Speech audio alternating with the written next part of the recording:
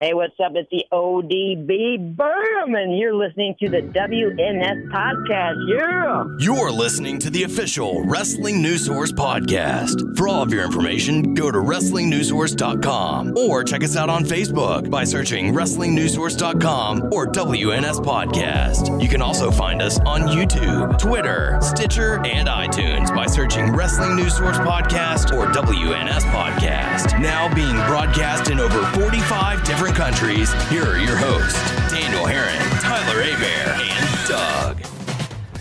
That's right. What's up, everyone? I am Daniel Herron. I'm Doug. And we welcome you to episode 285 of the official podcast for WrestlingNewsSource.com. For all of your information, go to WrestlingNewsSource.com. You can check us out on Facebook, WrestlingNewsSource.com. You can find us on Facebook, WNS Podcast, on YouTube, WNSvideo, and on iTunes, Wrestling News Source Podcast. Yeah, all that shit that Tyler normally says that I don't know. On Stitcher, BeyondPod, Player.fm, many other sources out there. Just search Wrestling News Source Podcast in order to find us there. Yeah, well, you can follow us on Twitter. We're at WNS Podcast.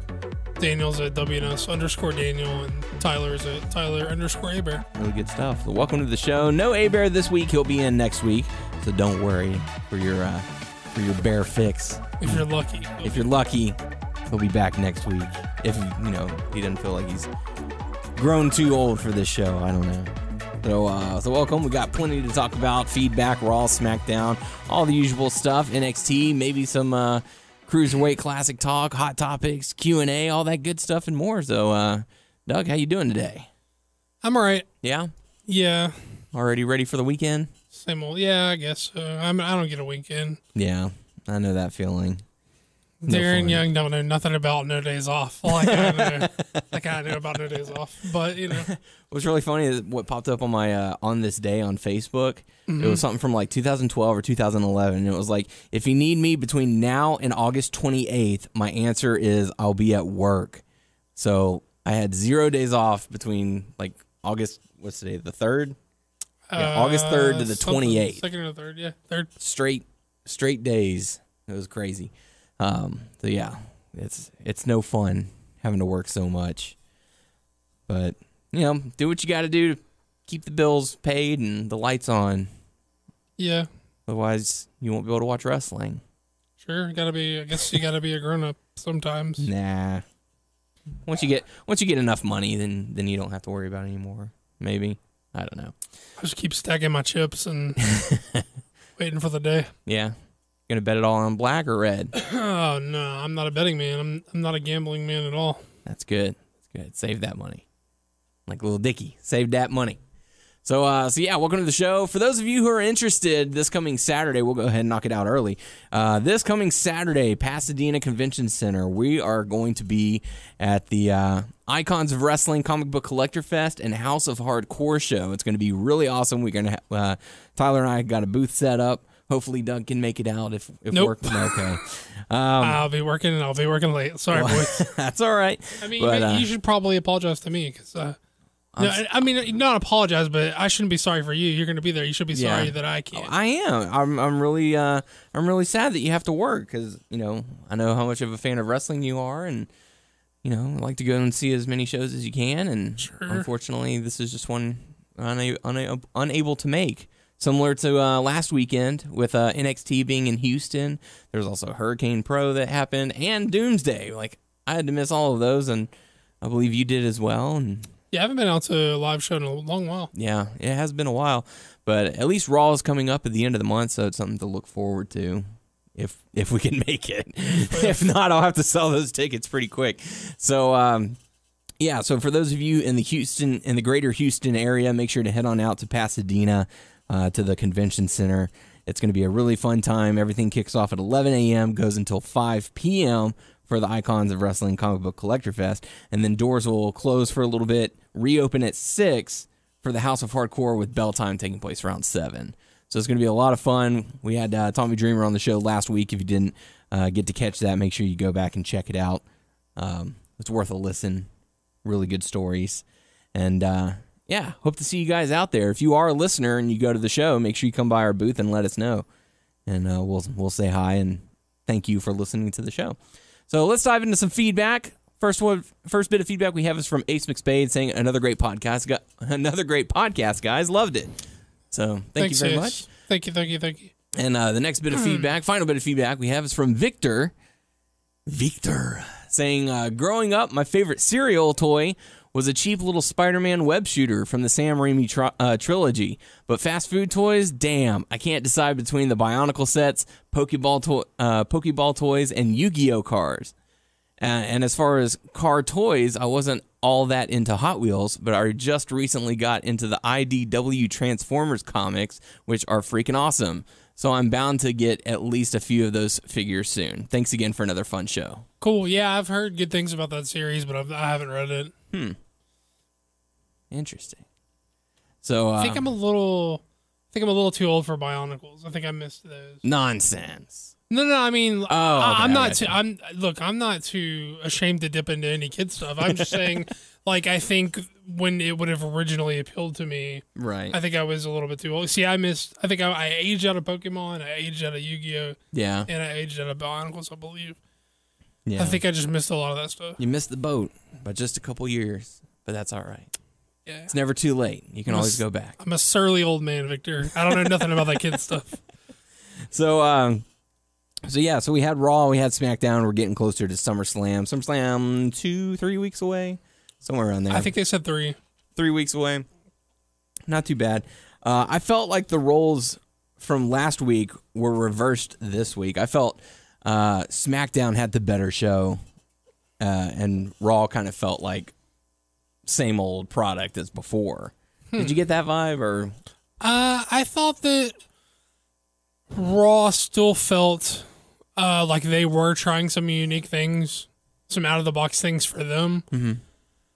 I don't know if I put it on... I mean, there were things that I took away that I liked about each show. I don't know that I could definitively say I thought there was a superior show this week. Yeah. There were some things that they did on each show that I thought was... stupid. Yeah, and there was some stuff that I really liked. Mm-hmm. And they had some good matches. They had some very easily passable matches. A lot of talking. Yeah. This week.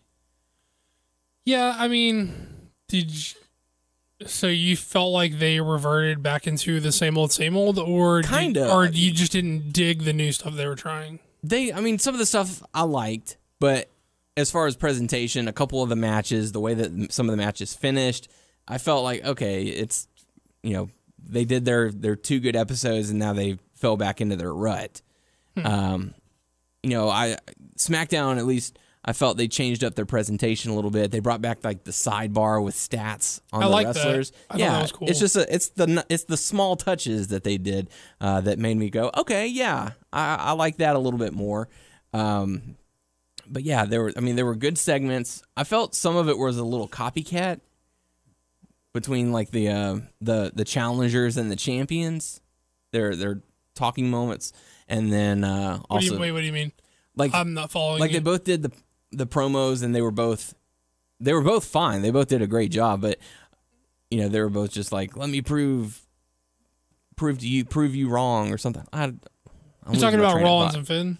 Yeah. Okay, Sorry, I lost my train of thought. You said champions, and I didn't know if you meant specifically one brand's champions or both brands. Yeah, and also the I don't know, part of me liked the AJ and Cena segment, and part of me didn't.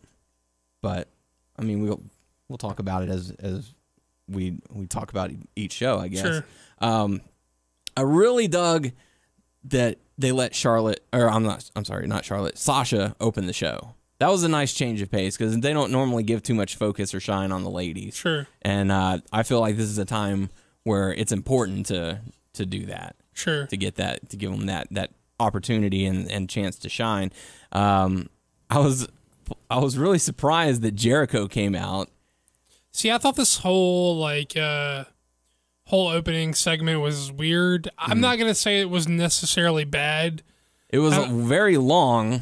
Yeah, it did go very long. I'm not gonna say it was necessarily good or necessarily bad, but I did think it was just like weird in general. Yeah.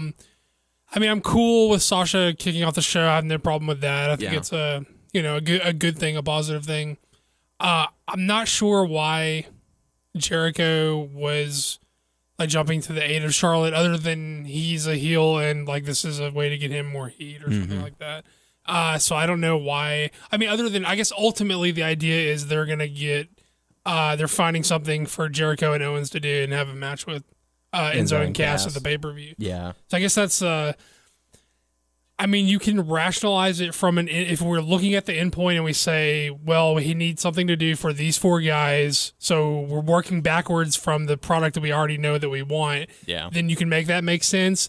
But if you're just looking at it maybe from like a character motivation, other than Jericho is a heel and Enzo is a babyface, then I'm not really sure what the motivation was for Jericho to go out there, other than I'm just an annoying guy that people hate. And you could say the same for Cass, but sure, not necessarily an annoying guy that people hate, but it's someone that they love. Right. I loved his explanation as to why he was out there. He's like, you know what, me and Cass, we do our thing as a team, but every once in a while, I like to switch it up. I like to come out and do my own thing from time to time. It was simple, it's easy, it was well done. I don't know if I think I'm still undecided about how I feel about it. I'm not going to say it was well done. I'm not going to say it wasn't well done. Well, just the explanation of him coming out, they'd be like, well, why isn't Kaz out here? Well, sometimes I like to do my own thing. Perfect. And that, that can set up for both of them to have a singles run, singles competitor, and it totally makes sense without them having to turn heel. They'd be like, hey, sometimes we like to do our own thing. Sure. Although I felt like it was a little too like early to show like, not division. They're not divided in any way, right? But these guys haven't gotten their like title run or anything yet. Like I still like want to see them presented like as a unit, right? And let them at least get a title reign. Yeah, sure. Belt. And there's not even a rush for that. They're a young act. They've got legs. They're gonna, be whatever they're gonna be. It just felt weird to do this. I don't know why. As far as just like his mic work, yeah, it was all fine, and Sasha was fine, and Jericho was fine. Their little love connection going on. Yeah, they were basically hitting on each other, I guess. It was kind of weird to see. Yeah, it's not weird that they were. It's not weird to see a woman or a man hit on each other. It's just it was just like odd that that's sort of why he came out there, I guess. Yeah, I don't know. Got to protect this girl, Well, I'm sure she can protect herself, but it's just, I don't know. The whole thing was just so weird. I don't know what to make of it. I don't even know if I liked it or not. Charlotte had a nice touch. It was like, yeah, go for it, girl. Get some. It was definitely like uncharacteristic of Raw. Did you happen to notice Jericho trying to hold back Charlotte when she was trying to talk? Mm-hmm. Just one of those, nope, not yet. Wait, you got to wait. Okay, now go. Just small little things I haven't noticed, but yeah, and I don't know, the mixed tag was a weird throwback, and I don't know, it was fine. Like I'm not necessarily praising it, and I'm not necessarily. It went really long. It did go very long, and over 30 minutes, right? It was like 30, it was 35. a 21-minute opening segment. Then they go to commercial. Then they have a match. Then they have the fallout of the match. Yeah, they had like a 8-minute match or something, however long. They went to commercial during the match, didn't they? Yes. Like, man, okay. So, they did give them a really long time. I wasn't pleased that Charlotte pinned Sasha. Yeah, I don't know why you do that. Like, she just got the title. What better way to make her look strong by having her be pinned? I get that it wasn't the cleanest of, like, pinfalls, but it wasn't exactly dirty enough to be, like, foot on the robe, holding the robe, anything to, don't let it be clean. I don't know why your new champ's eating pinfalls 1 week after they win the belt. Yeah. It's just, I don't know. It's just the wrong call to me. I'm fine with the match. I'm fine with the segment. I don't know why. I would have been more fine with Enzo taking the pin. Yeah, sure. Because, he's not a champ. He's not even in contention for a title. So, sure. Yeah. Owens was on commentary, bashing Byron as usual, bashing Cole as usual. I chuckle every once in a while. I don't have any problems with Owens. I know sometimes it can get a little distracting, but when Owens is on, I tend to listen more to the commentary. I like the guy. I think he does a lot of things really well. Sometimes the commentary, I feel like he goes like a little, I think he steps over the line, and I think he goes like a little bit too into business for himself, kind of, if that makes sense. Not that, I'm obviously the goal of him being out there is to get himself over or get over his angle or his match or whatever the fuck he's got going on. But Yeah. I don't know. Sometimes I think he like detracts from in general what's going on. But I like the guy. I'm not. It's not like a huge criticism. Lots of guys are a lot worse about how they will like take over a segment or will, I don't know, detract. What did you think of the later segment with Jericho and the Owens kind of back and forth? I mean, really, to me, it just felt like we like have to come up with a way to make these guys be a team to have something to do. It just felt really kind of forced to me. Every time that Jericho does this, I'm making it up as I go along kind of stuff. It reminds me of A-Bear. Oh, yeah? Or it's like, oh, yeah, that happened? Yeah. Me and Noah, we were there. Nice. That totally happened. Like, every time he does that, I think of Mr. Honest A-Bear. Air quote on the honest. Braun Strowman getting another quick win. Yeah, I'm fine with the... Who knew the purse was $1,000? I'd take that match for $1,000 cash. I like that. I think it's a nice touch to talk about the purse. When not just that they're getting paid, but like... There's a winner's purse. I get X amount for the match. I get X amount if I win the match. That's Corey Hollis. I'm sure a lot of people remember him from NXT, and he's a fairly well-known guy on the independents. I did chuckle a bit at Tommy Dreamer. He sent out a tweet during Raw. It was like, $1,000 for a match? You'd do better on the indies. But yeah, what do you think about the reverse choke slam? I'm gonna be that guy. I'm gonna say they should be calling it the inverted. Reverse implies the reverse motion. Maybe they don't. They call it reverse, but they should call it inverted because inverted choke slam. You're like reverse choke slam. You're like, picking him up, right? You'd be like on the ground choking him and then picking him up in the air. Like inverted, just the guy flips. Then you set him down on his feet. The guy like flips his position. Yeah. So it's really inverted choke slam. But. Way to be that guy. But it's good. It's good to be that guy because it lets people know things. We need clarification sometimes. Sure. And that's what we get. It was good. I think it's cool for the jobber guys. I think he's going to have a problem making it look good against like a bigger opponent. Because I think they're going to have to, like when Kane has to take like a choke slam from Undertaker or something, how it doesn't look that great. Yeah, because you can't get the height. Right. He's going to run into that with some bigger guys. He's a big, strong guy, obviously. But I mean, who do you feud him with down the road?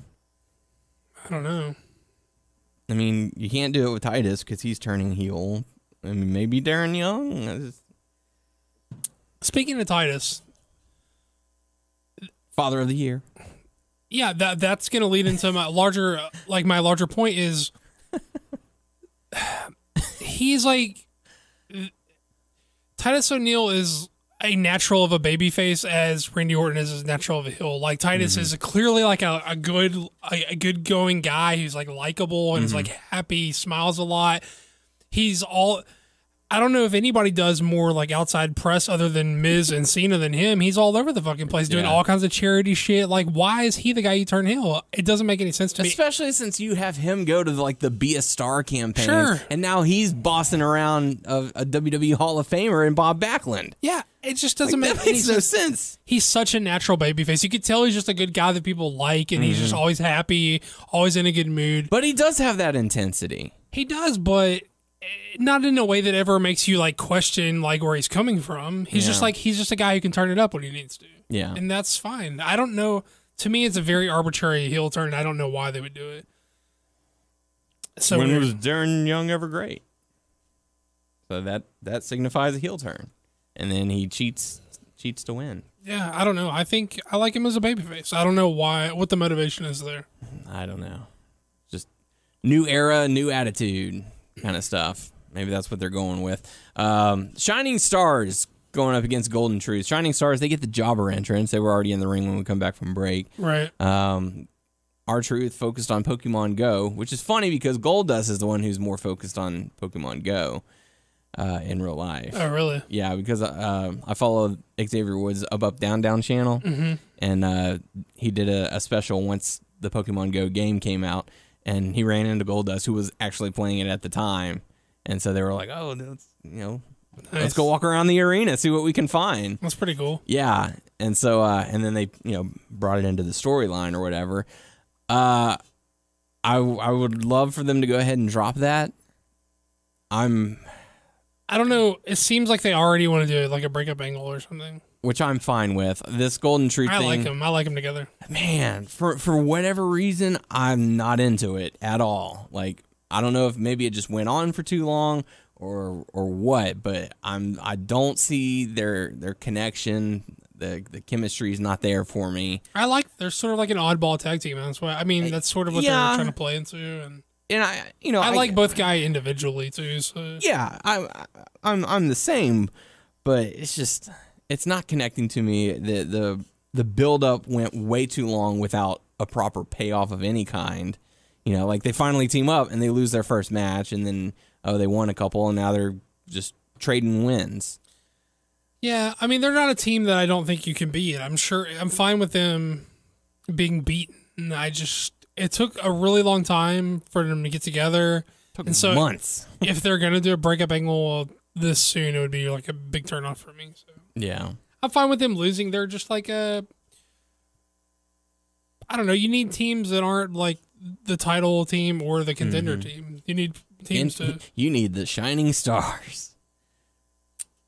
I don't have a problem with the Shining Stars either. I mean, I don't know why they've been designated the job team, but yeah, I don't have a problem with them. They debuted Epico and Primo, and then they re-debuted as Los Matadores, fell into the shuffle, got taken off for a while, re-debuted as the Shining Stars, fell right back into the shuffle. Hey, we're going to have a brand split so that everyone can get more focus, and they're still right there in the shuffle. I think the problem is the bad luck of like 2 bad luck gimmicks in a row. Yeah. And they don't know what to do with them. Like, I don't know, fuck it. Why don't just let them be who they are? Just like let them be whoever they want to be. Like, dang, you guys have tried this 3 times now. They just let them be Primo and Epico at this point. What's the harm? Yeah. I felt like the Shining Stars thing could have like developed into something, but they don't seem interested into like giving it the time to develop. So it just seems like they gave them 1 week in which they won, and then they weren't seen again until the split. Yeah. So it's like you spend all that time doing the promos and the video packages and stuff like that, come in for 1 match, and then you take them off TV for a month and a half. Like, I don't want to come across like I don't want anyone to get it twisted that I understand and am in full agreement that not every team is a push team. That's not how it works.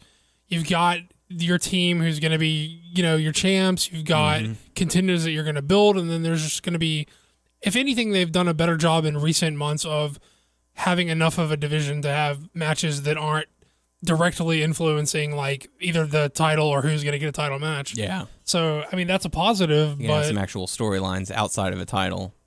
But I still think they're doing like questionable things with the direction of the other teams. So I don't know. I don't know. We'll just have to see where that goes for them. But I mean, I certainly don't want them to fail because they are 2 talented dudes. Obviously, because they are in the WWE. I think their ring work's solid. I think it's the gimmicks that are fucking them over. Yeah, they're getting killed by that. Nia Jax, I'm glad that they're building her up as a monster in the women's division. I'm fine with them having two jobber matches.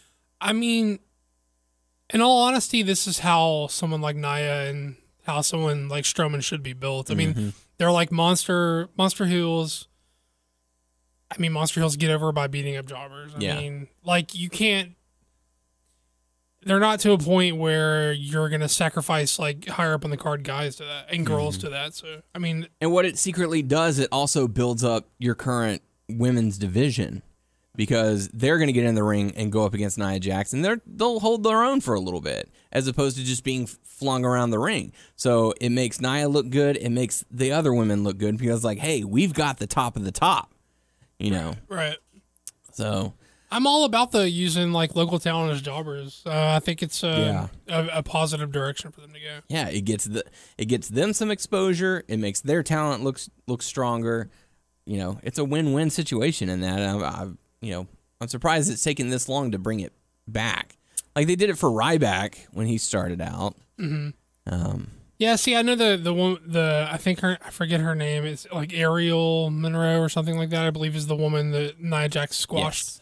Yeah. I know she's like a Cedric. Alexander trainee, so that's cool. And like Corey Hollis got the squash match with Braun, and I know like Jimmy Rave and like Sal Rinauro were doing like extra work because I think they were like security for what happened in for the Lesnar and Orton. Yeah, that's what it was. I saw them. So I see a bunch of like people getting like extra work and job works, and that's cool. You know, it's just a fun little thing to see people like in those positions. So. Yeah, I watched SmackDown at my in-laws' house because it was Kelsey's dad's birthday, so we were watching over there, and so I was talking to my brother-in-law about how we know a bunch of Booker's guys, and so anytime Raw or SmackDown comes to Houston, we'll watch it and we'll see a bunch of the guys that we know back there. Ah, there he is. Right.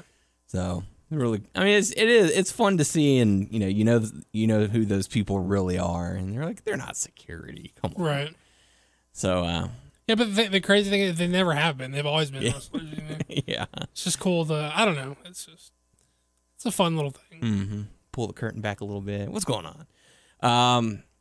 New Day had their segment. I was kind of bummed that they didn't let Xavier wrestle in front of what he was claiming to be his hometown. His parents were in attendance apparently, and you're saying claiming, is it not his actual hometown? I don't know. Okay. That's why I'm saying claiming. If anything, they love to beat guys in their hometown. You would think he would be eating a pinfall. And he did get beat down. It's true. But at least the New Day got the win, and then he tried to make the save, but it was unfortunately. Here's my problem with this. Other than Enzo and Cass, I think it's safe to say the New Day is arguably the most overacting in the company besides like Enzo and Cass. Both, I think they rival each other.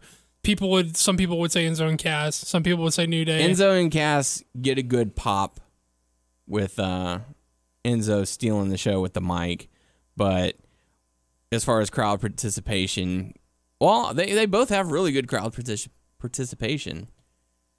Yeah, it really is a toss-up. Yeah, New Day's better workers, but arguably Enzo and Cass are a lot hotter on the mic. Even though I think New Day does a good job of, the thing about New Day is they know their characters, and I think that's what like draws people into them. But arguably, the most overact in the company, I think, is a fair statement to make. I mean, they've been champions for a very long time, and the longest reigning tag champs. Yeah, is that officially passed, right? I believe so. Okay, big baby faces, some of the most overact in the company, if not the most overact. Have their own cereal now. Have their own fucking cereal. You gonna get some? Order some? I'm lactose intolerant, my man. Maybe I'll get a box and just be like Friday. Use water. Can't do it. Got their own cereal. Really bugs me when hot over baby faces cannot that have the numbers advantage is the important distinction that I'm making here. Can't handle two heels. I get that they got the jump on them or whatever, and that they got the upper hand through underhand tactics, but still, ultimately, three baby faces are supposed to. It's just how wrestling works. Three baby faces are supposed to be able to handle two heels. Well, if by that assumption, then Ryback should have lost that match where two was better than one. Yeah, that's different. You know what I mean. And not to mention that they hurt Big E's little E's. No shit. Yeah. It's just really weird, man. I don't know whose decision that is, but I think it's a very bad decision. I mean, maybe they're going with the whole divide and conquer because they took out Big E, then they took out Xavier, and then they took out Kofi, and then Xavier tried to make the save, and they took him out. So I know that it wasn't like they squared up 3-on-2 in a fight. Yeah, it still bothers me. Yeah, to me, baby faces who have the numbers advantage. First of all, I think it's a mistake for baby faces to have the numbers advantage in general in any program. I get that that's like a weird thing with New Day because they're a very unique act in the fact that they're like three tag team that are in the same team. I guess it's just a problem because of the uniqueness of their act with being a three-man act. They should only have the numbers advantage whenever the heels are getting their comeuppance. Sure. It's just a weird thing for me. I know people will probably like think it's not that big. It's just a bit. It's like a nit that I'm gonna pick because it bothers me. But yeah. I'm sure people don't have a problem. I mean, the Wyatt family does it very well because they did have the numbers. Yeah, but they're heels, so it's different. Like, exactly. They should be like the team that needs the numbers advantage to, like, you know. The bad guys are supposed to like have to have more of them to beat the good guys. You know, it's just it's just how it is. And like saying that, like it makes me flash back to WrestleMania 30, when it was the Shield versus Kane and the New Age Outlaws. I'm like, yeah. Anyways. Oh, man. Cesaro going up against Sheamus. Both guys frustrated in their spot, unhappy with how late they were drafted. I did like the point that they said, hey, man, you're just coming back from an injury. That's one of the reasons why you came so low. You can ask Shane the same thing. I thought that was a really nice touch because it makes sense. It's not BS. Any sports-related agencies will tell you the same thing. If they're accident-prone, they're not going to be number one pick. Yeah. Sorry, hate to tell you that. I agree with you. It's a nice touch to say, yeah, you didn't go as high as you thought you should have in the draft, but it's not because we don't like value you as a talent or because you're not an important talent. It's just can you handle the pressure? You got a fucked up shoulder. It is what it is, right? Yeah. I sort of like the Sheamus and Cesaro started to go hard against each other, which I like. Which apparently he like busted or like loosened a tooth from that headbutt. Damn. I saw something about like a picture of Sheamus like getting his teeth looked at after that headbutt. But I like both guys. I think they're gonna have like good matches. Obviously, this is like they made it seem like this was gonna establish a future contender. Yeah. For which title, I'm not exactly sure, but you know, it's a positive direction to say like these guys are sort of like fighting to get like a leg up on you know who's gonna be next. So. The global championship. I did like the fact that they came back from commercial and they were having to be held apart. Right. Like that's one of those things, you know, it creates a little chaos in Raw. You don't really know what's going to happen. It throws back to when Owens was making his entrance and Sami Zayn came out and attacked him a few weeks ago. It's just one of those things where it's like, nah, man, these guys hate each other and they're having to be held apart. Like I like that kind of chaos. I enjoy it. So, you know, that's a positive for me. I like it. I don't know. Speaking of like future contenders to titles, let's talk about these title pictures for the U.S. title and for the Universal title. Okay. I don't know. Which do you think? What do you want to hop into? We can talk about the global just because we don't have or Universal championship because we haven't seen a picture of it yet. We don't know what it's going to look like.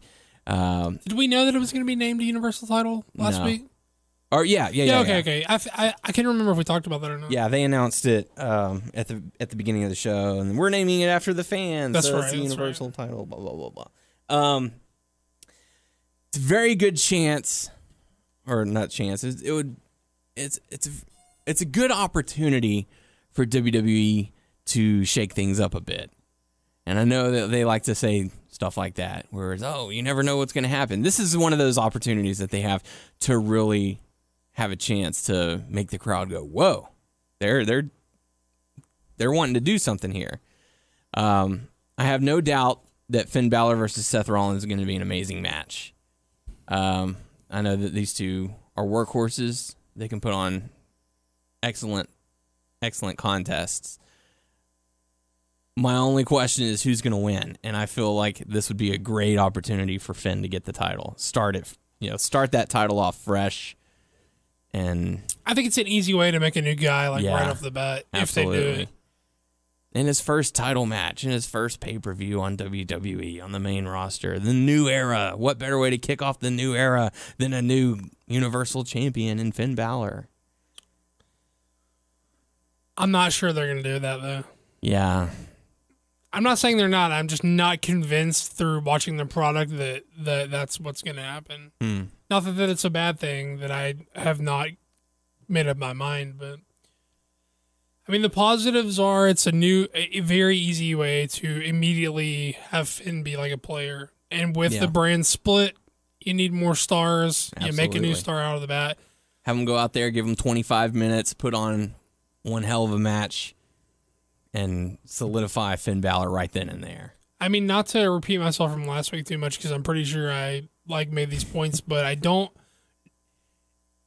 I don't know what you accomplish or where you go from here if his debut is winning a mini tournament to compete for that title and then losing that title. That's an odd thing to do. Yeah.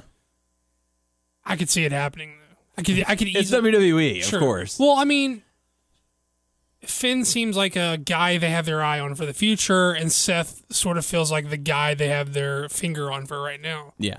I mean, if you just look how they present him... Finn can be your number one face. Rollins can be your number one heel. Sure, but there's still only, like, one focus of that brand right now.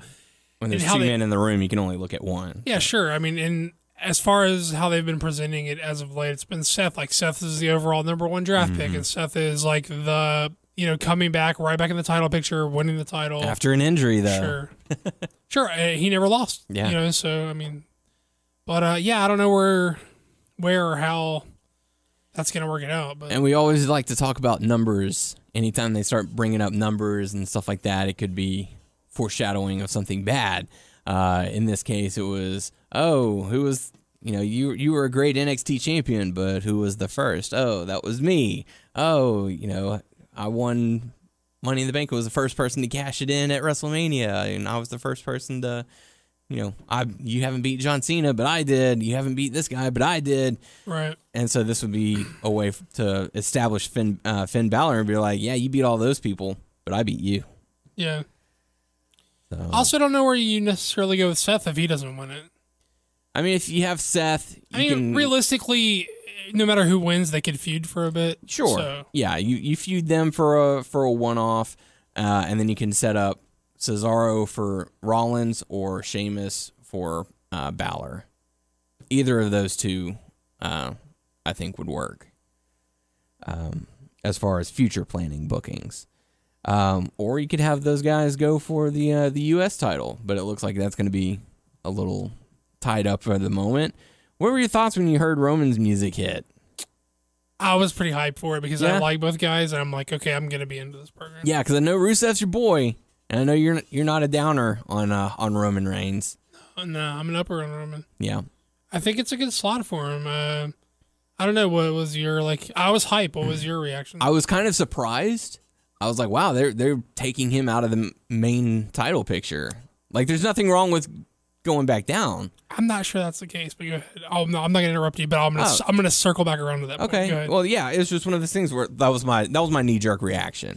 It was like, wow, they're bumping him down. He just came off the suspension, and so they're saying, hey, you're not going to be our guy anymore. We're moving on to the next one. It could very well be, here's your punishment. Like we've tried it. It didn't work. The crowd still isn't accepting it. Let's just go. Let's bring you back down a little bit, build you up from there. Yeah, it could very well be like, hey, you did the crime. Let's do your time. You're gonna slide down the card, and people don't want to see you in the slot that you were in anyway. It could very well be a punishment thing, and I'm not saying that it's not. I'm just saying that I'm not 100% convinced that it is a punishment thing. Yeah, I don't think it's a punishment. Well, I mean, I don't think it's a. Let me word that better. Like, I'm not 100% convinced it's a demotion. Like, you're sliding down the card, because I think they could very easily, just reassert the importance of the U.S. title the way they did when Cena was a champion. Where when Cena was U.S. champ, that felt like the belt and not the other title. And I think it's a very real possibility because he draws a lot of comparisons to Cena, but it's because it's apt in a lot of ways, like in the way that people view him. Mm-hmm. When they took Cena, a lot of people were so down on Cena, but when they took him out of the title picture, gave him the U.S. title, everybody was hugging Cena's nuts for a while then. It's because I felt like it was a lot of misguided opinions, and that they didn't really understand that they didn't like him. They just he was over pushed, or they were just sick of the position that he was in. And once they cooled him out of that, people were sort of fine with the guy. Mm-hmm. I kind of have a feeling it may happen to Roman, because I could very easily see well, it worked for Cena. Let's give Roman a shot. Not just that, but I think they could just position that title in the way that it's the focus of the show. Yeah. and put it on Roman. Like, I'm not saying that's what's going to happen, but I can see it happening because they've done it before with Cena. And the people, once they felt like their voices were heard and they mellowed out on Cena, they were sort of fine with him. And he was still sort of the focus of the show. Yeah. It was just like an off-center focus of the show that was still... He was still like the highest. He was one of the main reasons a lot of people were tuning in for Raw. Sure. Was that open challenge? Like, who's he going to face next? What's going to come? Who's coming down that aisle? And I could easily see it happen with Roman. I could easily see it not being a demotion. They could just like readjust like the importance of that belt. And that's not to say it's going to happen. It feels weird for like a universal title, which is like an all-encompassing sounding name, to not be the focus. You know what I mean? Because of course they had to one up the world. What's bigger than a world? We got to have that whole deal. Did you see the kayfabe news report where it was like SmackDown's announced for their tag team division the Milky Way titles or something? Like, come on. It sounds a little hokey, but they have Galaxy. had other promotions have had universal titles. Yeah, I get it. It sounds a little hokey, but I get it. It's fine. It doesn't bother me. Yeah, but my main concern is you got a guy in Rusev who is, he's been built back up. He's on this monster tear. He's doing great things in the ring. And, if you're going to take the title from him, he's got to lose at least twice. Once to lose the title and once for the rematch. And that's going to set him back down on a track. Or is that going to say, all right, well, I wasn't even focused on the U.S. title that much. I want to focus on the Universal title. I mean, maybe so either way. I don't think it's a problem for Rusev to lose to Roman. Mm-hmm. I think it was a different set of circumstances when he lost to Cena because he was still largely on his way up there. Yeah.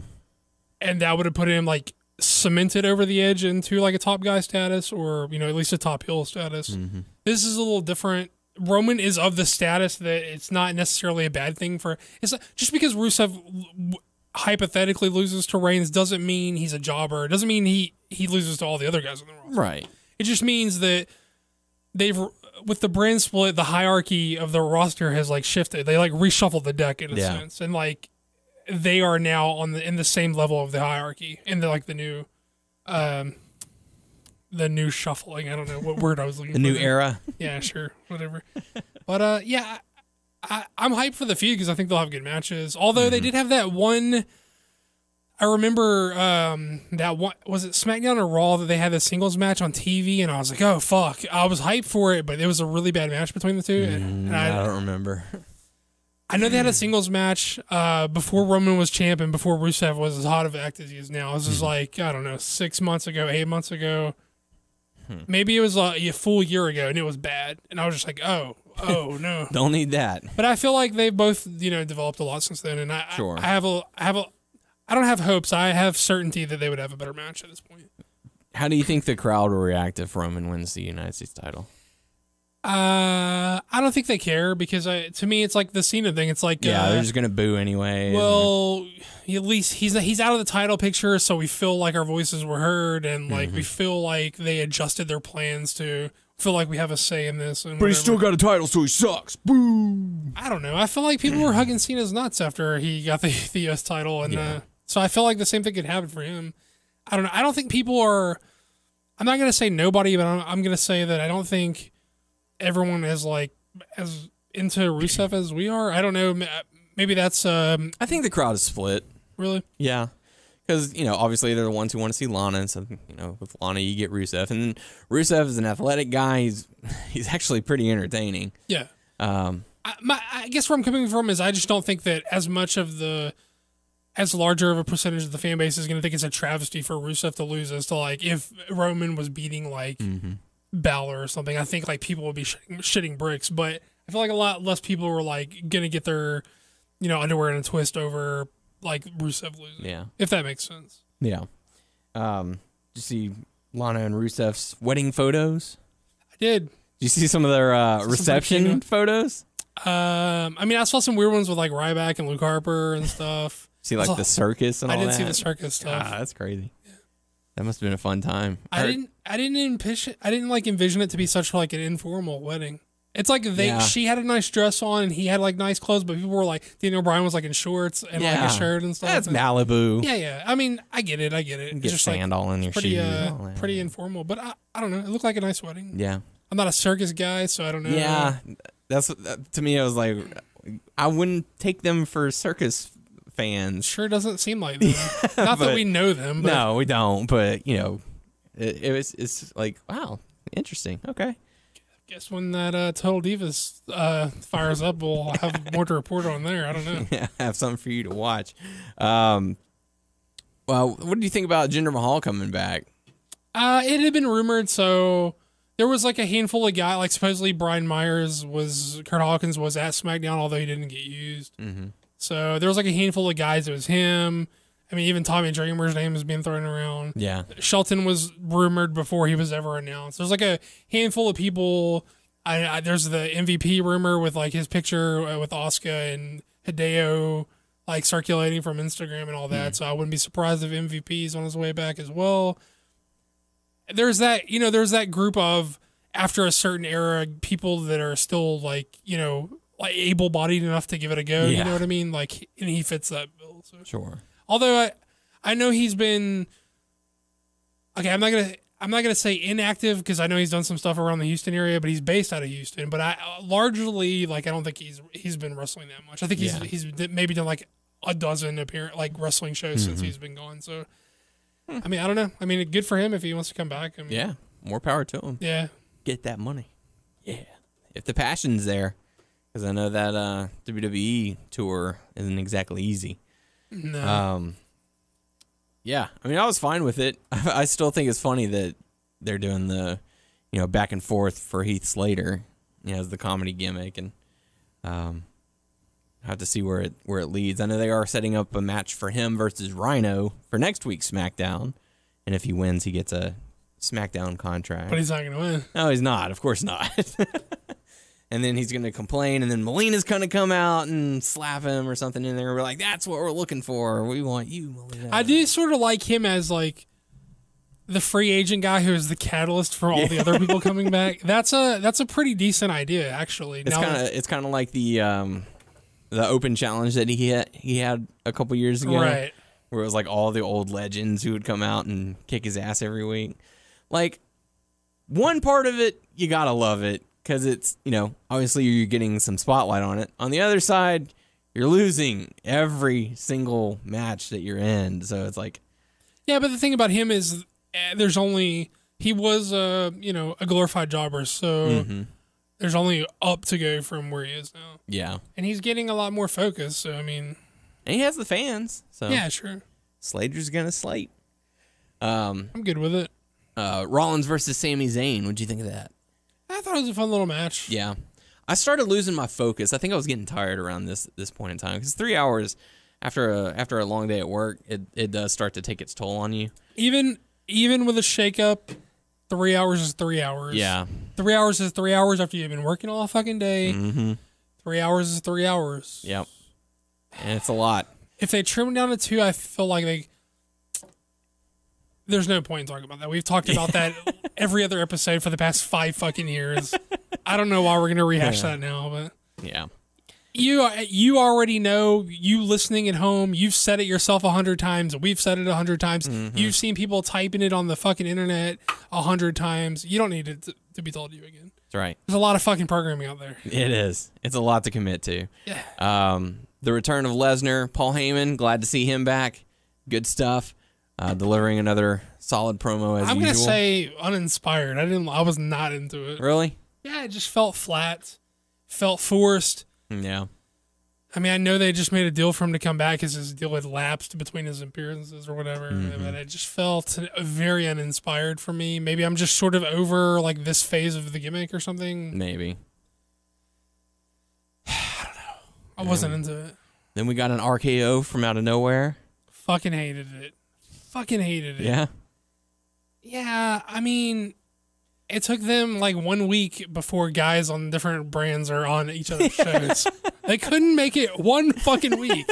And I get that, like, this is for all intents and purposes, this is the main event of SummerSlam. This is going to be the highest build, this is the overhyped match, the highest build match. I get it. They announced it before the split. I get it. Viperville. That's dumb. I get it. Doesn't change the fact that, like, 1 week into, like, making this, like, we are separate brands. Unique brands. Unique guys and girls on each brand. You've got a fucking SmackDown guy on Raw, and I get that they did it like in an unsanctioned way where he just like ran. I don't give a fuck. Security come out. Hey, you can't be here. Yeah, it was dumb because at one point in the future you're going to need to do that, and it's not going to feel like as big of a deal as it should feel because you did it 1 week into your fucking split. Mm-hmm. It's dumb, and I hate it. I thought it would be more unique and more refreshing if they didn't fucking even look at each other until SummerSlam. They just built their side on each other's brand. I mean, that would surely serve it would serve the problem of like got them not having to get over on each other until then. So, and I get that. Probably the reason they did it is because no one has like given Orton a real chance to win it, so they maybe had to plant a seed of doubt that like Orton could. He can hit the RKO from out of nowhere. I get it, and maybe it won't be so bad if they don't touch again going forward. But 1 week in, and you already did the like brands are on each other's shows. Yeah, I fucking invader. I rolled my eyes so fucking hard that all I could see was like out of the back of my head. I will give credit to Orton because he apparently got in the ring very quickly because... I didn't see it coming. Yeah, and that's the thing. Normally, you see the crowd looking over or they start making noise. You didn't hear anything until his arm was already up going to take Lesnar out. I expected it. Like, I saw it coming once they started talking about it, but he was... It was very quick. Yeah, like you said, he was up there in a flash. Like normally you hear the crowd, oh my God, look at him. Oh, okay, what's happening? You know, but yeah. As soon as they started talking, I was like, no, abort. Get out of the ring, Lesnar. And that brings us into SmackDown. Ambrose and Ziggler. What do you think about their little opening back and forth? I thought it was pretty solid stuff between these guys. I'm a Ziggler naysayer. Mm-hmm. I have been for a long time. I still don't know that I'm convinced that they can rehab this guy, but goddamn, they fucking try. For once in a long time, they're really trying to rehab a guy, and they're putting a lot of effort into rehabbing a guy, and that's commendable whether I like the guy or not. Yeah, an honest effort into rehabbing a guy. I felt like they even tried to push Bray like through the rehab as well in the same episode. So at least they're making an effort to rehab these guys, and I commend them for that. But I like the attitude change for Ziggler. Is like, you're just doubting me. You know, you're like, for years y'all haven't wanted me to be up in that top tier, and y'all are just doubting me. Yeah. And I like the fact that Daniel Bryan was like, look, if anyone knows about being an underdog, it's me. Like, I totally feel where you're coming from, but it's stupid of you to put your number one contendership on the line. You've already got the spot. Why would you jeopardize that? And he's like, well, because you don't think I can do it. Yeah. You know, like, it shows a little bit of attitude, a little bit of change. I like it. I don't know that they're going to pull it off. At the end of this, I still don't know that I'm going to look at Ziggler and say, bona fide main event guy. Yeah. But goddamn, at least they're fucking trying. They are trying. Yeah. And, you know, I'm glad that Wyatt's getting thrown in the mix. Sure. Will we see a triple threat? Probably not. You never know. Yeah, who knows? They might. I mean, I'd rather see them stick with Ziggler because Ambrose and Wyatt had that so much of a feud last year, and I don't want to go back to that so quickly. But yeah, Apollo Crews, new number one contender for the Intercontinental title. Apollo Creed, you mean? Yes, Terry Crews winning, defeating Kalisto and Baron Corbin. Baron Corbin taking out Kalisto, and then Miz taking out Apollo Crews, I think, and then Baron Corbin knocking down the Miz. Yeah, they all got into it with each other. Getting a little scuffle. So with that, we're going to see a fatal four-way.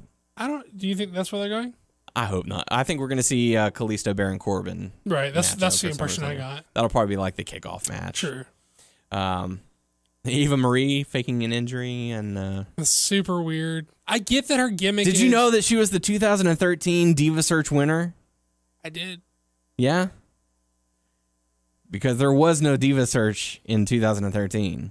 I thought you put me on the spot. I was just like, yeah, sure. I know. That was the stat that they used on the side. Did they put that on the stat? Yeah. So they worked the stats? Yes. Oh wow. Did you see? Did you watch like the Raw after or the draft special after on the network where Cesaro was talking about how unhappy he was? Yeah, but that was just a mistake. That wasn't like a worked thing, right? They weren't like actually trying to make you believe that. Yeah, I think it was just a typo. They just fucked up. And I'd like to hope that this was actual typo. Oh, okay. Typo. Now I'm confused. I don't know if it's a something. fuck up or if they're trying to work. Yeah, they probably just messed it up. It was like, look, we got to put something there. She won the Diva search. I just said, yeah, sure, I knew that, but I didn't. Obviously, you called me a lie. I didn't know what the fuck. You're a liar, Doug. I'm a liar. You're a liar. Why'd you want to put me on blast like that? I was doing it in a sarcastic manner. All right, it's okay. I'm a liar. Everyone knows I'm a liar. It's fine. I was half expecting Natalya to come out and attack Becky before the match, but it looks like she's moving on from that, focusing on Carmella. What do you think about the set? The set wasn't there last week, was it? No, it was not. That's another change up that I'm okay with. Yeah. The thing that I'm not okay with. It looks fake as hell. It looks green screen to fuck, but it's an actual screen in the back. Right. So the desk is real? Yeah. Okay, the background looks so fake that makes everything look fake. That's the kickoff desk that they use. Okay. It's just instead of the ring in the background, they've got that giant LED board or whatever. They do it in the middle of the arena still? Yeah. Wow. Like the kickoffs on the pre-show? No, but I'm saying the little what it is now. That was somewhere else. That had to have been backstage. Okay, that's what. That was backstage somewhere. Gotcha. But the thing that I didn't like, and this is just, it's a nitpick, and people are going to be like, dude, let it go. It's nothing worth getting worked up over. That's what we do here. That's what we do. We get worked up, and we give our opinions on something. That's what we do, damn it, because we are the best at what we do. All right? So the thing that I don't like, I'm totally fine with the headsets for Renee and Carmella. I get that. The fact that Natalya walks in unexpectedly and she's got a lapel mic on her chest. That drove me insane. Well, she has to be mic, but they could have hit it or whatever. Yes, they could have had a boom mic above them or something. It's just that little thing where it's like, no, it wasn't expected because she had to get mic'd. Do you feel like... I hate that kind of stuff. Yeah, me too. Do you feel like, speaking of Renee Young being back there, do you feel like every time her and Dean are together, it's just like, you're just waiting for them to acknowledge their relationship? Yes, I am. I'm waiting for him to like kiss her or something. Right. Just do something to acknowledge the world. I know you've already made it public.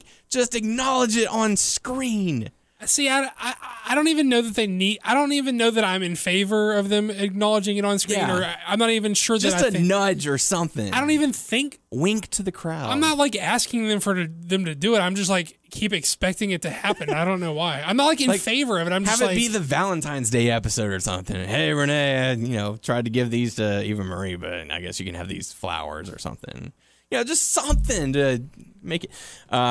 See, I don't know if I want them to, because I think then it becomes like a plot point where like people are going to go after her to get to him and stuff. Yeah. But it doesn't stop me from like expecting it every time. It's like maybe that's what it is. You can see their chemistry. She wants to be considered on that professional level. Sure. And you're just dating. You're only here to date the talent backstage. And, one thing I did chuckle at was when she did have that backstage segment with Dean. And Dean stands up. He's like, I'm tired of sitting. I don't know why we're sitting. I want to stand up. And he's like, and she's like, oh, okay, well, I'll stand up too. You can see her height where she's sitting, and then you can tell that she moves over to stand up, and it's the same exact height. Oh. Just something like that. I was like, oh, she's so tiny. She's a short woman. She's a short girl. Yeah. But that's okay. Yeah. Just those little things. But the lapel mic, you can't do that and expect me to think that it's unexpected. Right. You just don't do it. I'm with you. Put it on the inside of the shirt. Bam. Yeah. Or have a boom mic set up. Or have a microphone set up on another chair. Like you were expecting a second person and they didn't show. Yeah. Something where it picks up. Or hell, do like they do, or they did for the Raw backstage segments where they just used a microphone and it didn't work regardless because JoJo would be standing there interviewing someone and she walks off with the microphone. You can still hear exactly what they're saying. Just something like that. Anyways. I'm with you. So later on, Carmella got attacked by Natalya, so it looks like we're going to have a feud there. That's probably going to be set up for Backlash. Maybe SummerSlam. Doubt it. Although they are... It's a lot of fucking matches on SummerSlam. Well, I think it is going to be a 4-hour event instead of 3. Oh, they're going to go the full Mania. I think so. Yeah. Wow, it's a lot of... which means 5 because they're going to have a... Yeah, hour-long pre-show. Yeah. Good Lord. I'm glad we've finally got to see the debut for American Alpha. You know what? Not to cut you off, but because you're speaking about pay-per-views, once they do these SmackDown-only pay-per-views, they should be 2 hours. They should not go to 3. I agree. I completely agree. Go 2 hours. Make the big ones like Money in the Bank, SummerSlam, Survivor Series, WrestleMania. Make those the 3-hour pay-per-view. Well, WrestleMania is obviously going to be 4 or 5 or whatever, but probably 6 by next year. No but you kidding. get the point. Yeah, they need in and out 2 hours. Yeah, if you're going to have brand specific pay-per-views, 2 hours max, dude. Don't make me sit there that long every other week. You would think that they don't have the separate rosters to go more than 2 hours, but they'll fucking stretch those fuckers Absolutely. out. It needs to be 2 hours in and out. And we're going to have musical performances by Puff Daddy, who's going to be our special guest on Raw next week. They got to nail those down to 2. Yeah. So debut of American Alpha. Glad I got to see it finally. I would have liked for them to get more time because I don't feel like they got a proper showcase of what they're capable of. I mean, they did a fine job with the time they were given. They looked dominant, which was all they really needed. They didn't need to have a big back and forth with anyone. Yeah. So I'm looking forward to what those guys can do. I know that they're going to shine very well. I was kind of interested that they didn't have any kind of mention for Shelton Benjamin this week. I mean, they did the video package last week, nothing this week. And last week it was just like a coming soon. Yeah, coming back to SmackDown. And speaking of that, they're still hyping the Cruiserweight division on Raw with no word as to when it'll happen. Probably after the Cruiserweight Classic, but still, they have to get all their ducks in a row. I'd imagine the winner is going to play a significant role in the division, if not several of the people, Congratulations, you get a WWE contract and the Cruiserweight Championship. No trophies here. You get belts. Championship belts. Thoughts on AJ Styles and John Cena going back and forth? I thought they were going to do like a hair versus career. The way they were talking, the way he was talking shit about he played into the soccer mom hair thing and how AJ was playing into that. I just don't like you. I thought they were going to do career versus hair, and I thought AJ was going to get a haircut at SummerSlam. I mean, that could still be on the table, but I thought that's where they were leaning. You want him to get rid of those locks? I mean, I don't think it's the best hair, but it doesn't bother me. Like, I think it like fits him. You know what I mean? But I'm not attached to his hair. So yeah. Like, I wonder what his end game is for that hair, because it's starting to get a little long. That's like his hair. That's like my hair at the maximum length was like about that length, and after a while, just like, yeah, it's too much. I gotta get rid of this shit. That was about the time when we first started on the podcast. I used to have really shaggier hair, like, yeah. Good stuff. Yeah.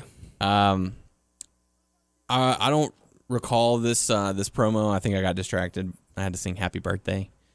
So he was basically just saying like, my real I'm gonna beat up John Cena.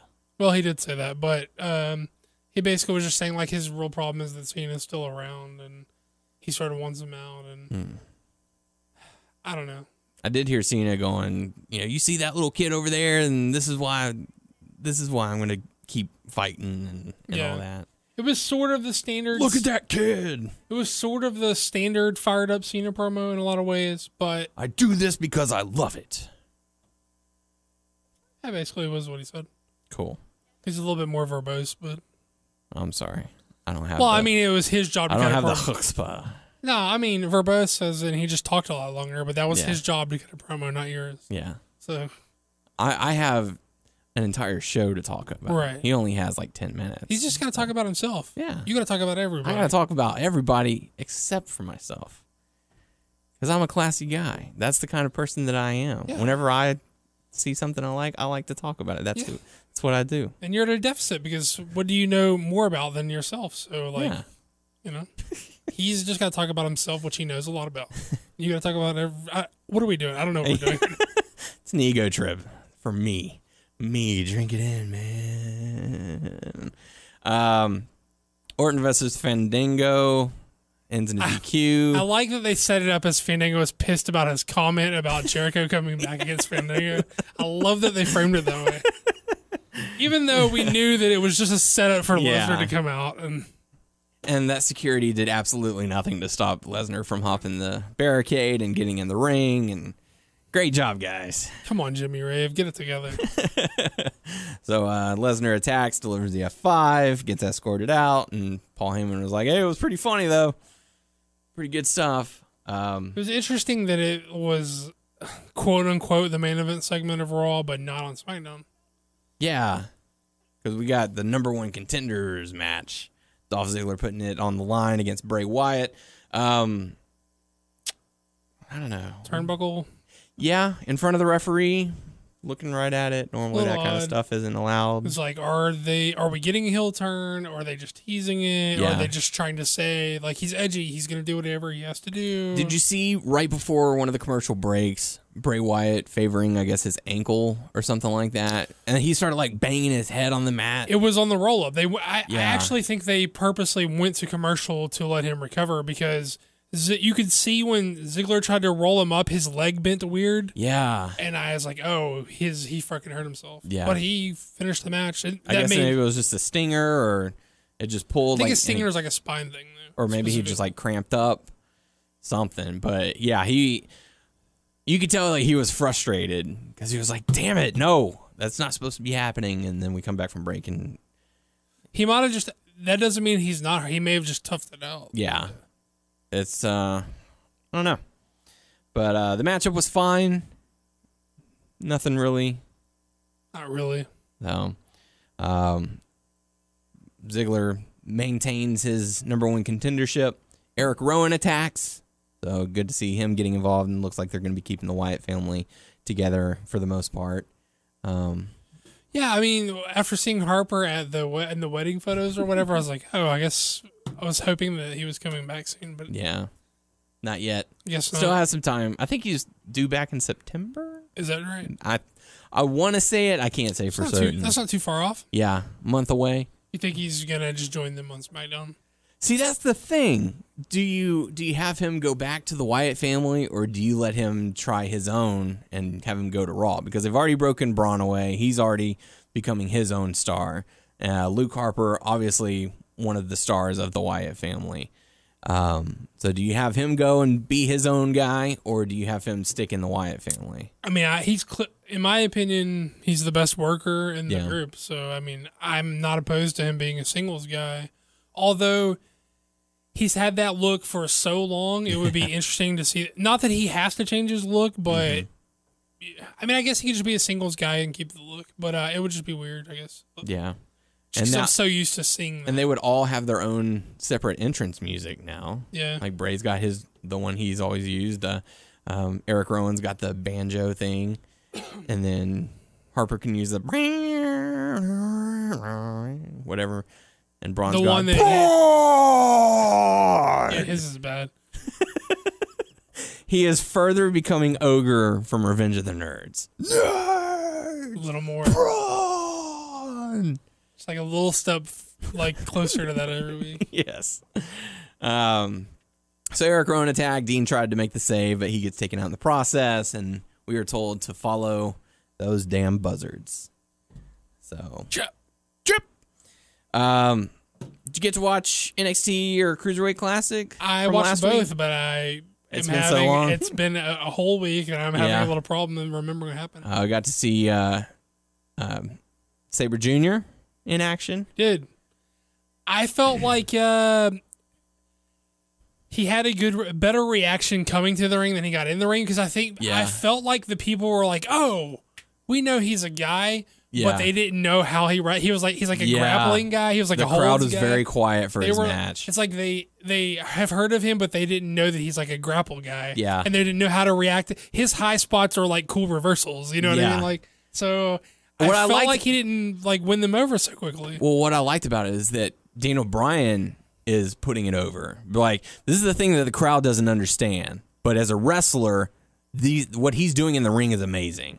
Well, what I actually like that he said was that he's like, I saw a little bit of this guy, and I thought he was stealing stuff from me, but now that I see everything he's got, if I came back, I'm stealing stuff from him. And I thought that was like a...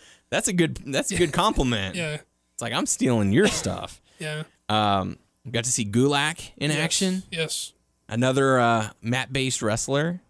See, that's what this episode definitely felt like different than the rest, and it's because they had a lot of mat-based guys. Yeah. I don't know. Maybe I'm wrong, but I felt like some of that crowd is like reacting to names they've heard but may have not necessarily seen, and so they know they're supposed to be hyped for this guy, but they don't necessarily know why they're supposed to be I've hyped. heard good things about this guy. And then so they're waiting for something like their expectations are not like accurate because they don't know what he actually does. Yeah. What was that match that we saw when we were in New Orleans? It was Gulak. Timothy Thatcher. It was on the WWN Live like Supercard or whatever. Yeah. Where it was that throwback traditional mat-based wrestling. Yep. Really like that. Still hoping that DVD comes out one day. Have to wait and see. You might have to purchase the stream, my man. Nope, not gonna do that. I want the physical copy. Damn it. We also got to see the Brian Kendrick in action. So nice to see him back. I like the story of what he's trying to say. You know, hey, I had an opportunity and I blew it. Yeah. This could be my last chance to get back in there. So I like that. I like to see that action. All of the matches were fine. I'm looking forward to see what's next for it as they conclude the first round. There's definitely one more match I felt because there's 4. Right? I'm stalling. My mind is like sputtering out on the other one. I can't remember either. My mind is blanking. I'm sure it's fine. But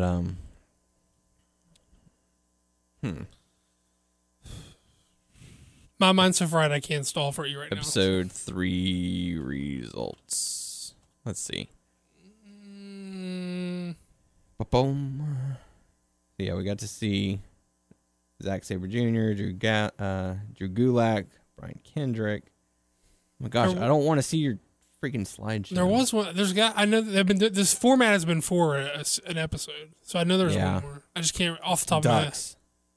Dukes. Oh, that was against Sabre. Oh, okay, yeah. Oh, yeah. That's right. Zack Sabre and Tyson Dukes. Dukes. Drew Gulak, Harv Sihar. It was one of the the Bollywood boys? They both wrestled then, right? Yeah.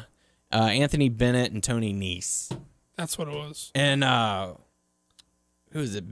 Nese won the match, but Bennett, he had like a scare moment. It looked like the wind got taken out of him, or they were focusing on his shoulder. They were like, oh, I think his shoulder might be dislocated whenever it got towards the end, because Nese got on the top rope and the ref was like, wait. Yeah, like don't jump on Stop. Don't jump on him yet. We got to check on him. And he's kind of like sitting there perched on the ropes like, okay. Yeah, now that you mentioned it, comes back to me now that you mentioned it. But yeah, that was odd. I was like, what? I was like, oh, he might be legit hurt. And then Raul Mendoza going up against the Brian Kendrick. So that's right. Overall, it was a really good show. I was impressed with Raul Mendoza, who I have not seen a lot of, but I thought was pretty good. Got the busted mouth and all that. They were talking about how he has braces, I think.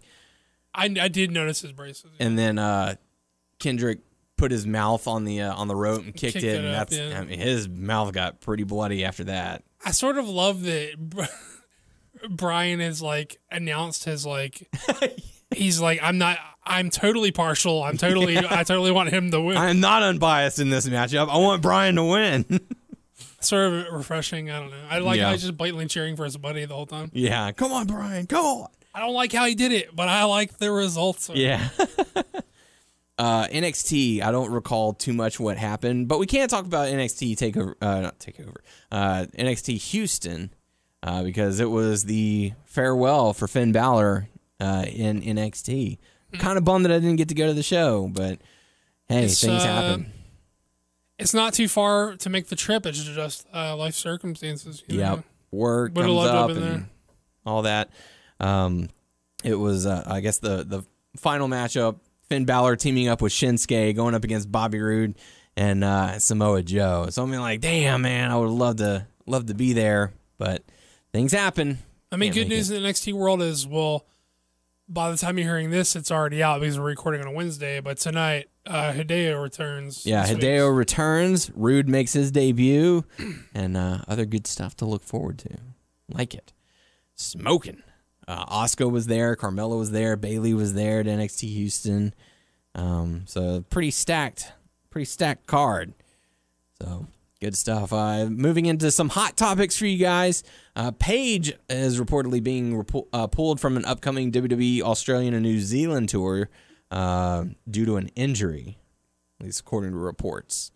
WWE Hall of Famer superstar Billy Graham has been hospitalized reportedly due to internal bleeding. So hopefully he can get better and make a full recovery. Yeah. Speaking of, taking care of others, Lillian Garcia, I don't know if you guys noticed, she is not on Raw anymore. She has departed from WWE to take care of her father. So, she'll be missed, obviously. I know she was a crowd favorite. But you got to do, family comes first in this kind of situation. Sure, of course. Puff Daddy going to be appearing on Raw next week. So if you were so happy with the celebrity guest stars appearing on Monday Night Raw and you were worried they're going to phase that out in the new era for Raw, you were hopeful that you're in luck because they're bringing the celebrity guest stars back. Puff Daddy will be on Raw. He better have a hologram of B.I.G. He better have a hologram of B.I.G. That's all I can say. As far as returns and people heading to WWE, Melina's possibly in talks of returning. And Roderick Strong, former guest on the show, possibly heading over to WWE. I don't know, and say September-ish. Yeah? I mean, that's just the a word. Random guess? That's the word. I mean... Good stuff. Did you happen to watch the Legends with JBL with Booker T? I didn't get a chance to see it. Pretty good. I heard it's a two-parter. It is. It's a two-parter. It was a really good show. I enjoyed it. I watched it during my lunch break. And, yeah. Did he get into any, Houston, global or, Bosch type stuff? The thing I love about Booker T, he always puts over Paul Bosch.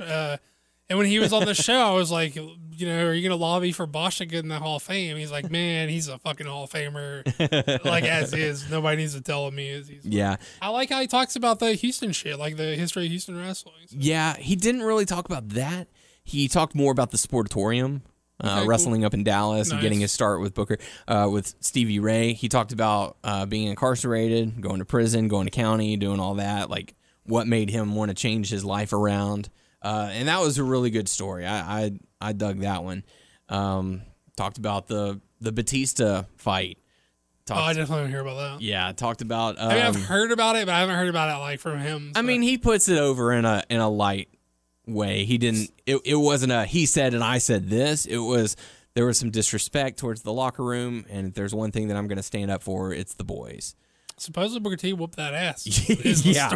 Oh, they showed pictures of them at the premiere of See No Evil that Kane was in, and Booker T's all smiles with Charmel, and then it shows Batista, and he's got cuts and bruises all over his face. So,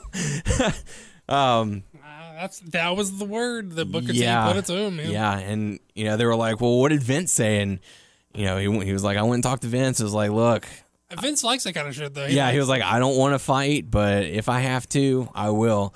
More than not, I'm going to try and walk away from the fight." And he said that Vince goes, "Unless you have to." So I was like, "I kind of want you to, just don't make a habit of it. Stand up." Total Vince shit. I totally buy that. I'll say that, damn it, I'm Vince McMahon. God damn, I want to say that. Brawl for all, too. Yeah, but it was one of those things where it was right around the time of SummerSlam, and, we all know the timeline, but it was Booker went up to him and was like, "Hey, let's not make light of it. You don't like me. I'm not a fan of yours, but we got to be professional about this. Let's just go out and put on a show." Right. It was really good, and it's worth checking out. So for any of you Booker T fans, go out there and check it out on the network. Yeah, I'm going to give it a watch. I just haven't had a chance to. Definitely. I don't know if we talked about it last week, but Lucha Underground got their official release for the third season. Yeah, September. Yes, looking forward to that. And I think they're going to be starting filming for season 4 fairly soon too. Yeah, I think so. So that's shit. They might have already started. I don't know. Yeah, that's great to know. I mean, actually, no, because we would have heard spoilers by now. Yeah, but I am glad to hear that season 3 is going to have 40 episodes. That's huge. Yeah. What is that? That's damn near a year. Yeah, it's a long season. Yeah. So be on the lookout for that starting in a month or so. But that's what, like 3 weeks? Or not 3 weeks, 3 months. So 9 months worth of programming. 10 months. 10 months. They've already got lined up. I don't do math. I had to use the calculator. Yeah, gave her count. 10 months. There's 3 kinds of people in this world: people who can count and people who can't. So I'm kind of bummed that Tyler's not here for this because I know how excited he gets for WWE 2K17 news. The roster reveal so far, we've already gotten a few big names out there aside from Brock Lesnar, John Cena, Sasha Banks. We've got Aiden English, Booker T, Brian Pillman, Brie Bella, Chris Jericho, Diego, Eric Rowan, Fernando, Heath Slater, Jay, and Jimmy Uso. So they're in as Matadors? Yes. Okay. Yeah, I guess they didn't have time to do it, which that always confuses me. Like, they always have time to go in and fix something like that, but whatever. Maybe not. It comes out in October. Surely they have to mass produce. Yeah. I've always wondered that. Like, how long does it take for... When's the cutoff? That's what we wonder. What's the cutoff date? Because I've noticed, I saw a clip, they already released, like, Brock Lesnar's entrance. And if you look on the right-hand corner of his entrance, like 5 seconds in, you can see a table and stuff set up in the crowd. Mm-hmm. So that kind of alludes that you're going to be able to fight in the crowd again. Oh, well, I remember. Do you remember? I don't remember what the last game, what year it was of SVR that you could do it, but when you could hop the barricade, Tyler would fucking know this. Climb up the scaffold. The scaffolding? Yeah. What year was that? It's got to be like, what, 2009 or something? 2008 maybe? Tyler would fucking know. I could text him right now and he'd probably know. Maybe. Yeah, it was somewhere around there. Yeah. It was definitely SVR. Because once they went to like WWE 12 or whatever it was, they took that out. Yeah. So be on the lookout. That might be coming back. So Jim the Anvil Neidhart, Connor. So the Ascension's going to be there. Larry Zbyszko, Nikki Bella, R-Truth, Simon Gotch, Ultimate Warrior, and Victor. So good stuff on that. Word to your mother. Time to go into the Q&A portion of the show. Your questions, our answers. We have 2 questions, but we have got a lot to read. First question coming to us from Seth Rickson. Always nice to hear from him, saying, I have a question for you guys. Now that it appears as though the build to the brand split was just a soft reset for some storylines and a way to roll out a larger pay-per-view schedule, what do you think the best or optimal way that WWE could have booked the brand split? I would have booked it that each week, each side could have picked a person, team, or faction and had them face off the following week on the other's live show. The winner would get to pick who they want of those contestants and get the first pick of the next matchup. They should have used the months of talking about the brand split and the first few months of live shows to show the brand split. This would have given them a soft reset on all stories and feuds and would have allowed them to book almost anything, no matter what the logic. No one wants to see Kane versus Big Show again, yet they could have had it. They could have had as the final battle of the big men, and have tons of guys come out to screw either one, and either brand could pick or not pick the winner because of past encounters with them. Well, this is not the kind of answer Seth wants to hear, but I'm going to be honest. Like, I'm very much in favor of like a harder reset. Like, I wouldn't have done any of that stuff. I don't mind that they just sort of announced it and split them. If anything, I wish that the reset was harder in the fact that I would have shuffled the deck completely. Not necessarily, obviously, just because you have a brand split, you're going to shuffle the deck doesn't mean that Zack Ryder is your main eventer now. Yeah. But I would have liked them just to seen them go away from all the existing feuds and just sort of just completely like hard reset, like push the fucking reset button. I get off on that kind of stuff. We're stripping all the titles. Hey, look, I'm the type of guy who gets excited about the brand split because I feel like there's going to be a relaunch of sorts. Yeah. I'm like the type of guy who was like, I have a lot of respect and appreciation for continuity, but like when DC says like we're the New 52 reboot, like that's the kind of shit that gets me like hype. I'm like, I don't know what it is. I guess because in my personal life, I'm very much like I'm such like a fuck up that I have this like I'm always the guy who's like, well, I didn't get it done. I was like, but next Monday, like I'm starting fresh Monday and like I'm really gonna do it there. So I don't know if like just the type of personality I have is drawn to these like hard resets, but I would not have like booked a big thing coming into it. I just would have been pushed the fucking button and be like, we're new from now on. Like all that other shit. Not that it doesn't matter anymore, but like forget it. We're moving. Not even forget it. It's just like we're going forward from here. Yeah. Like we're not looking back. We're going forward. And I know that's not what Seth wants to answer, but that's the truth. Like I wouldn't have booked I would have just reset the fuck. Yeah. I mean, I dig the concept. Maybe they can do that for the for whenever they do the draft like next year. Mm-hmm. Like because they would always switch like 5 people on each side or something like that.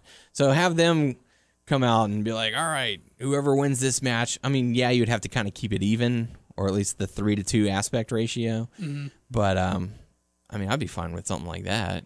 Like Raw screwed us out of this. Yeah, matchup. maybe going forward, like have reasons for why they get picks they get, or what that wins them as a brand. Yeah, that makes sense. But as we are now 2 brands going forward, I would just like, here we go. Yeah, like going forward. Yeah, I don't know. I'm drawn to that kind of shit. Yeah. So, but thank you for the question, Seth. We certainly appreciate it. Final question coming to us from Rosewood, and got quite a bit to say. Hey guys, great show as always.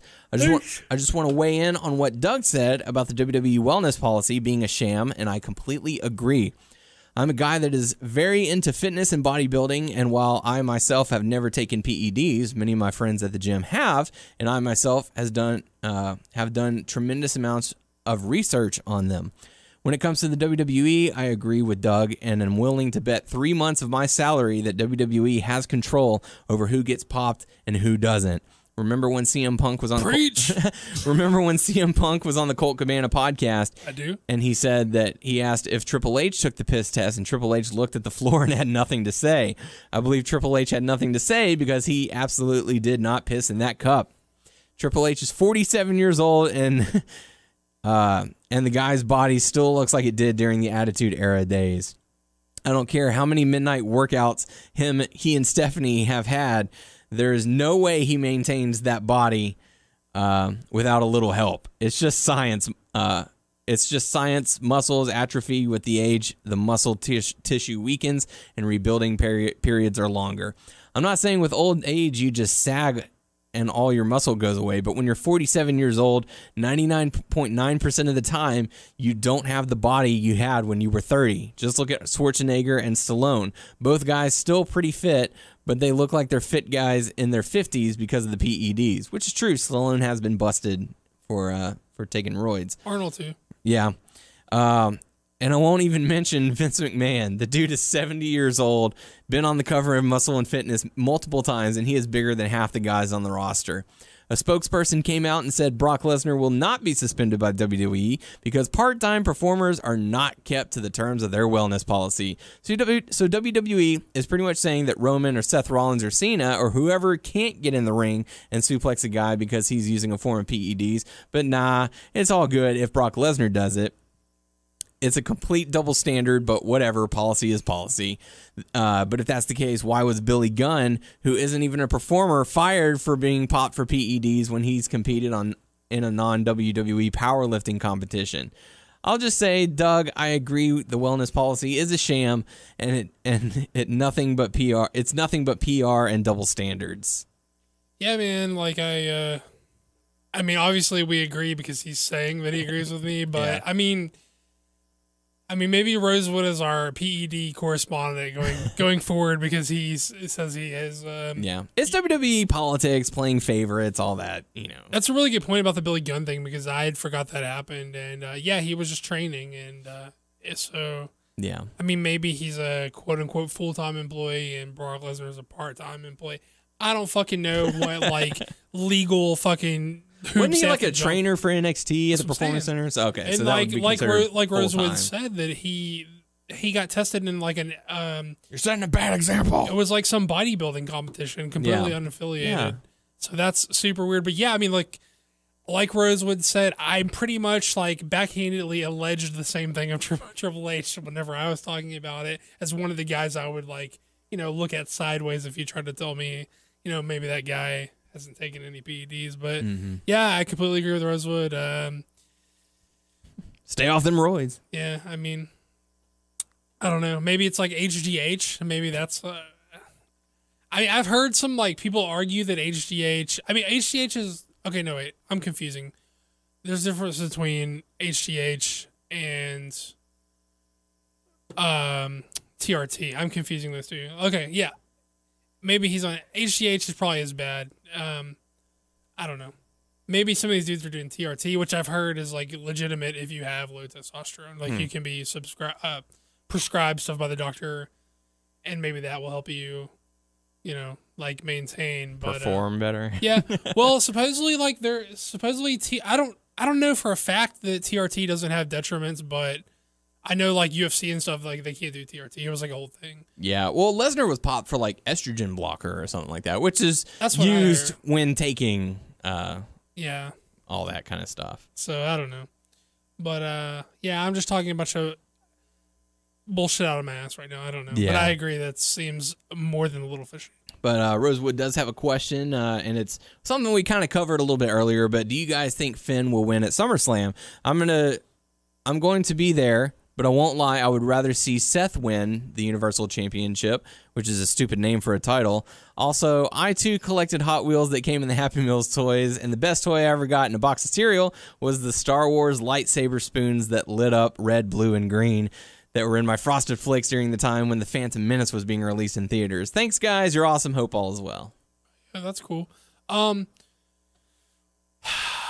not convinced either way who's winning yet. I'm not sure. Where is SummerSlam going to be? New York. Okay, cool. Yeah. The good stuff. The Barclays Center. Wonder if Rosewood is a New York native or is traveling. I don't know. Interesting stuff. Weigh in on that. Yeah. So that's going to do it for us. Thank you very much, and be on the lookout for our SummerSlam predictions whenever that time comes for that Couple weeks. for that particular answer. But yeah, so Yeah, we're not dodging. I don't think either of us know for sure yet what we think. and we kind of talked a little bit about it earlier in the show. But yeah, thanks for the questions. Make sure to submit your questions on our YouTube channel, WNSvideo, also our Facebook page, WNS Podcast. Check us out on WrestlingNewsSource.com, WrestlingNewsSource.com on Facebook. Subscribe to our show on iTunes, Stitcher, Beyond Pod, Player.fm. Search Wrestling News Source Podcast to find us. Yeah, follow the podcast on Twitter because, I mean, I don't know. That's what everyone says in their podcast. That's where all the cool kids go. I guess. Tweet me. Follow the podcast at WNS Podcast. And Daniel's at WNS_Daniel. Tyler's at Tyler_Abear. Go tell him you missed him. I don't know. I'm sure he would appreciate that. yeah. And also for the Houston area listeners, make sure to meet us out at the Pasadena Convention Center. House of Hardcore, Icons of Wrestling, Comic Book Collector Fest. Going to be one hell of a time. So hope to see you all out there. For the podcast crew, I am Daniel Heron. And I'm Doug. And we will catch you all next week.